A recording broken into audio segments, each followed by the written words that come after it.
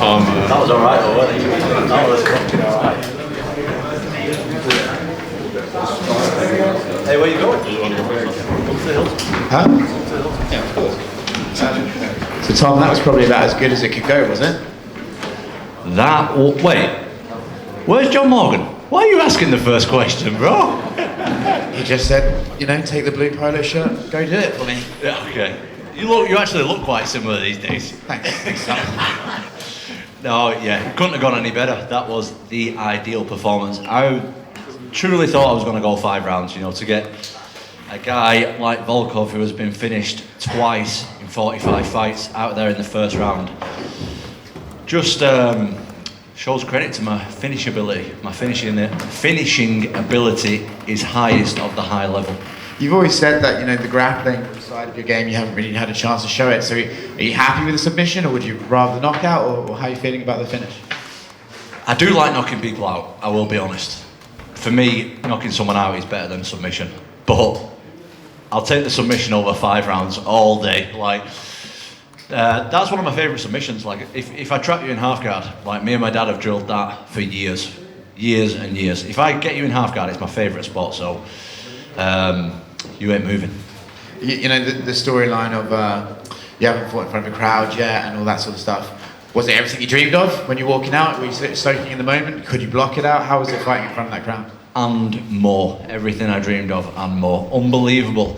But I see a lot of media and shit like that, people saying like, oh, he's going to feel the pressure when he, you know, fights in front of a crowd. Oh, he's going to feel the pressure with someone like Volkov, who's a veteran. And other people might feel the pressure. Other people are not me. So I'm different. After the fight, you called out an Australian in Tai Tuivasa? Yes, big fan of Tai. Big shout out Tai.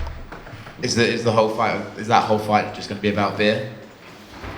Probably. I mean, no, the reason why I called out Tai is, first of all, I'm a massive fan of his style. Second of all, massive fan of his personality. And the crowd goes wild when he fights. And apparently, the crowd goes wild when I fight. So me and him in the UK, come on, bro, what a good time that would be. Let's line it up. Next UK card, get me a tie on, please. You mentioned you drink beer, but do you do shoeies? Is that something you do? I'm a shoey virgin at the moment, but if Tai wants to do one, I will. Big shout out to Tai for doing his thing with the shoey. I started seeing that he's making money off that as well, so respect, man. Tom, just over here at the back. Hello. How are you, mate? Lovely suit, lovely suit. Thank you very much. There was a lot of people coming into this fight saying, oh, we've not really seen Tom go past 2 rounds. We haven't seen his full mixed martial arts skill set if he has one. But I believe in under 1 round, you were able to display your complete mixed martial artist arsenal. Would you agree with that? Absolutely not. Why not? I didn't really show much, which is what I'll keep it that way every time if I can. Like, I want to be the biggest mystery in heavyweight MMA. These people think they know about me. Nobody knows about me. These people think they know what they're up against. Nobody knows what they're up against, so let's keep it a secret. If you keep finishing people like that, then you never need to show everyone your mixed martial arts skill set. And I wanted to mention, you're someone who has always given Arnold Allen shine. You always talk about how underrated he is. Did you manage to catch his performance? I did watch it. Do you know what? I just like seeing nice people do well in life in any context, and I think Arnold Allen, from what I don't know him too well, to be honest, but from what I do know of him, I think he's a very nice person, and I think he's obviously very skilled, and he showed it tonight. And excellent performance. Congratulations, Arnold. And just finally, I want to say congratulations, Tom. It was a fantastic performance, and enjoy your chips and gravy. I knew you were going to say that, and I will. Thank you. Yes, Tom. Atherton represents. Oh, Atherton in the house. They actually announced it. I told them to change it. Thank you. How long I've been on to you about this? So has everybody else. You're making people proud to be from our town. Because honestly, throughout, as long as I've been there, man, you tell people near Manchester. Well, now you're making people proud to be from our town. It's still near Manchester. Yeah. But well, you're still not saying Atherton now. It's Atherton. Of course, it's Atherton. You've had it on the UFC. Nobody knows where it is. They do now. But they do now. So, Atherton in the house. How awesome has this whole experience been for you now that you can reflect on it? Like, you've handled everything so coolly.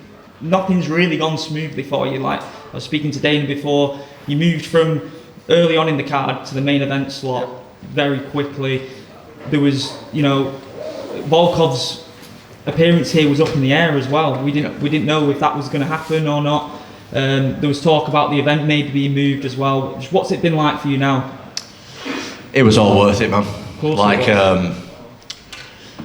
yeah, I mean, it's been a crazy few weeks with this whole stuff that's been going on, and yeah, just glad that Volkov could come here and do his thing as well. Like, massive respect for Volkov. I didn't want to fight anybody else, you know what I mean? Like, Volkov, I've been watching him since he was the champ on M1 and on Bellator and all that kind of stuff, you know what I mean? And I've watched all his UFC. Like, I'm just a big fan of Volkov, so I want to fight Volkov, and everyone rates him so highly. I didn't want to fight some other guy, do you know what I mean? So I'm so glad that we got to do it tonight, and big respect to him. You're always very open with how you're feeling walking to the cage and on fight night. What was going through your mind when the announcements were being made and you were locking eyes with Volkov just before the fight was going to begin? Volkov would not take his eyes off me. Yeah. And stone cold, wasn't I think he thought he was going to intimidate me, but that didn't happen. no. I actually laughed at, like, you can ask Till and my dad and Colin in the corner, like he was looking over and I just went, ha! And I think it was all downhill from there for him. Tom. Well done, man. Yes. Then late. Oh, thank you. Tom, Volkov was ranked number 6 in the division. Yeah. Where do you think this win ranks you now in the heavyweight division? To be honest with you, I'm not really interested in rankings. Like, if you're the champ, excellent. Anything other than the champ doesn't interest me. And Tai, like you in his past, I think 5 fights, hasn't gone past the second round either. How do you think a fight with Tai is going to go down? I mean, Tai's a finisher, I'm a finisher. Tai's a man of the people. Apparently these days, I'm a man of the people too, so what a good time that's going to be. Come on, let's get Tai over to the UK. Thank you. Tom. Hello. How you doing, mate?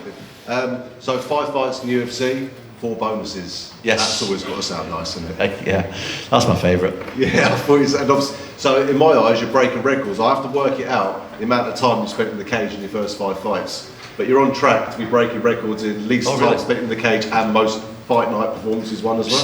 Sick. That's first of all, that's just got first of all for us as a UK fighter, we love that. You know, UK MMA scene is the fastest growing sport in the UK. And how does it feel to be at the top of that right now? And people looking up to you, you know, at a young age. I mean, to me, because I'm so like new to the limelight and stuff, people, like, if someone tells me to look up to me, I think they're taking the piss. I'm not even joking. I'm like, what? So that's still a little bit weird. But like, people in my gym and UK people who I looked up to, like, obviously they inspired me. So when someone's doing it from the place that you're from, like, it becomes more reachable. Yeah. That's a word, isn't it? Reachable. Yeah.